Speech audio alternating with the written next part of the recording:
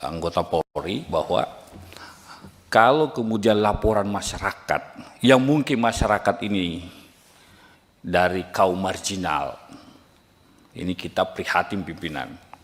Ya, kalau dia mentang-mentang dia kemudian miskin, orang kecil, kaum pekerja, ya, lalu kemudian laporannya diabaikan. Seringkali terjadi seperti itu, Pak.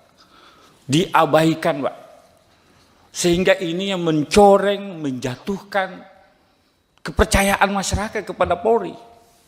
Kita sayang kepada Polri, Pak. Kita cinta kepada Polri, Pak. Tetapi kalau ada perilaku oknum-oknum seperti ini, yang mengabaikan laporan-laporan polisi, yang kebetulan pelapornya hanya pekerja biasa, ini yang sungguh-sungguh memberi. Download Tribun X sekarang, menghadirkan lokal menjadi Indonesia.